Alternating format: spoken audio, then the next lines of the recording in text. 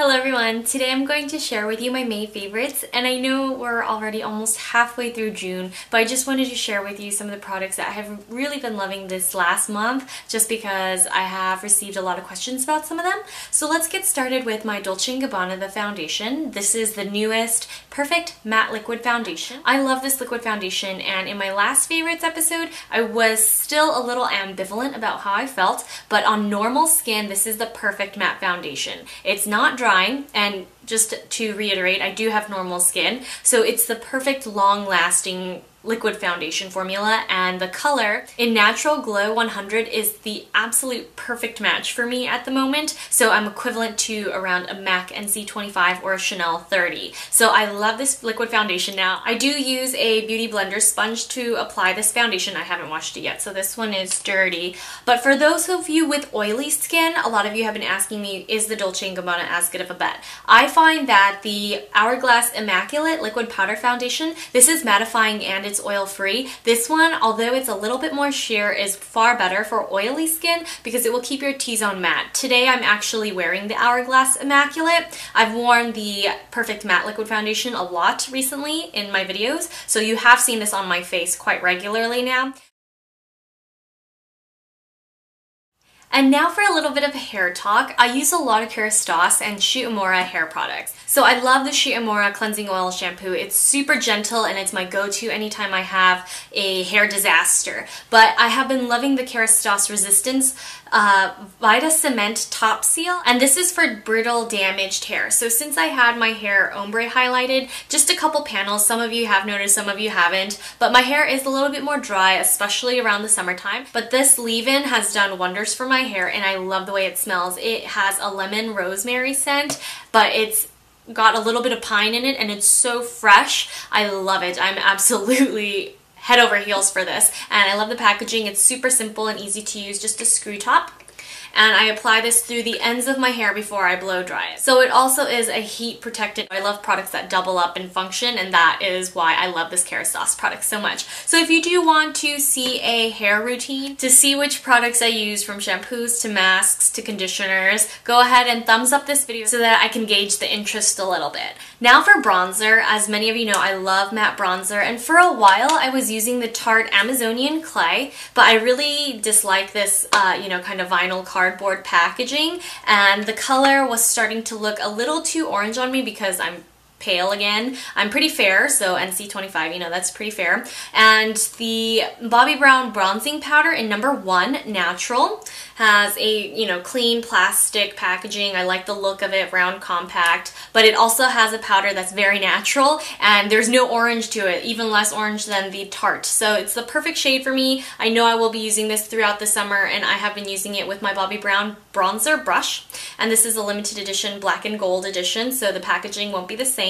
It'll look like this if you purchase the permanent edition, but the brush is exactly the same, and I just find that this really gets through the contours of my face. Now, as many of you know, if you have seen my makeup artist video, then you have seen this retouching powder in action. I'll go ahead and link it down below if you guys are interested, but I love Bobbi Brown powders. Her powders are my favorite out of her entire collection, and this new retouching powder in peach really helps to illuminate and brighten. I like to use it most on my cheek area, down the center of my face, right here, and on my chin, and it just really brightens up my skin. Some of you have asked me whether I prefer the yellow or the peach, because I did use the sheer finish powder in pale yellow for a long time. It's great for oily skin. I highly recommend it if you want a light setting powder for this summer, but this retouching powder is just as good at oil control, but it really helps to brighten up my face. So if you have a similar skin tone to mine, I highly recommend you try out this peach, and the sheer powder brush fits the contours of my under eye area perfectly, so that's why I like to use these together.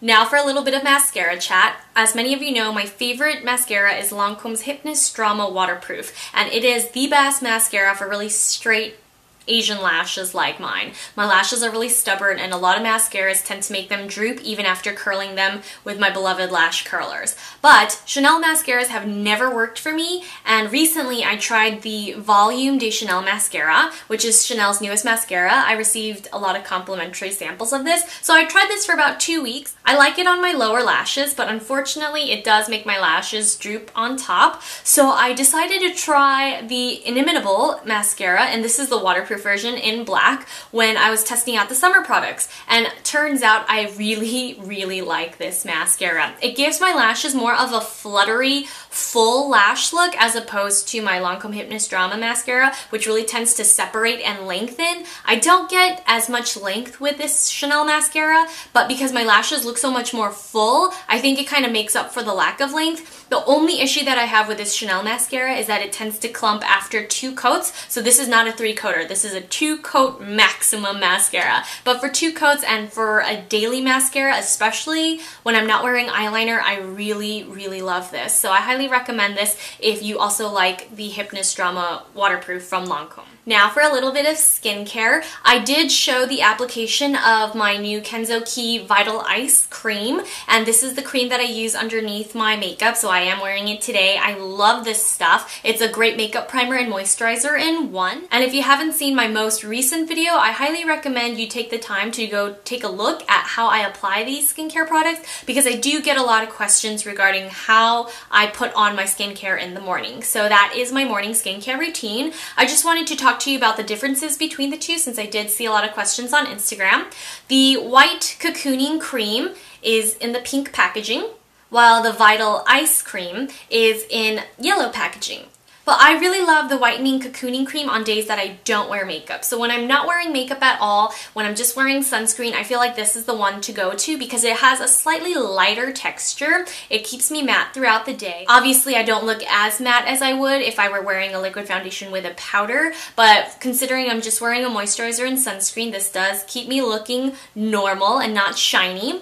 The Kenzo Key Vital Ice Cream in the yellow packaging, however, is a slightly more dense formula, but it absorbs just as quickly. That's what I love about these two. I don't have to wait 10 to 15 minutes for my moisturizer to set before I can apply my foundation primer. So I love these two, and they are different, but if you wear makeup every day, I highly recommend you stick to this one because it's just a great plumping, really refreshing skincare step. While those who have problems with discoloration or you just need a really light moisturizer, I highly recommend the Whitening Cocooning Cream. And now last but not least, I just wanted to touch on a little bit of color. On my lips, I'm wearing a brand new gloss formula. This is the Lancome Gloss in Love with the new one-click technology. I love how the lid pops up, so you just snap it shut and you click the button and it pops right back up. So it gives you the perfect amount of lip gloss to apply to your lips each time. It has a curved applicator, and if you don't follow me on Instagram, my Instagram handle is Rayview, just like this channel, but you can see a better picture of this curved applicator.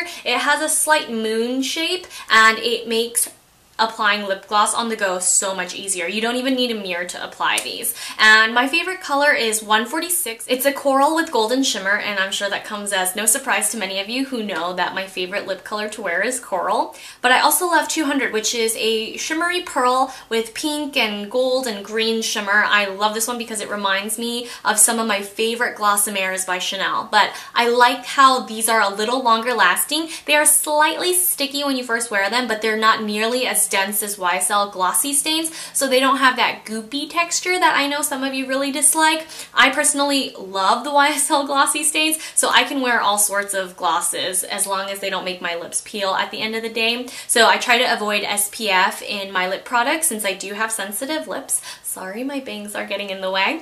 But I really love these Lancome Gloss in Love glosses because they are super hydrating even with this shimmer. So I like that they're not irritating my lips. So I highly recommend you check them out. And last but not least, if you haven't picked up Tom Ford's Vapor Nail Polish, I highly recommend it. If you have light to medium skin, if you're anything darker than fair, then this is the perfect white nail polish for you. It's not too brash, it's not too harsh against the skin. I feel like because it has a slight silver lean, unlike true pearl whites like Chanel's Attraction, this is a lot softer and easier to wear. So you do have to have a steady hand because it will show a little bit of streaking, but the more I use it, the less streaking I see see. So the last time I wore this, it was almost streak free completely. So I really love this. It looks great on the toes, and again, it looks great on the hands as well. So do try to get this one before it's gone because it is a limited edition. I was really excited to share these products with you because they're pretty much my staples in my vanity area, and I just figured if I'm using them this often, then I know you guys would be interested in seeing what I actually reach for on,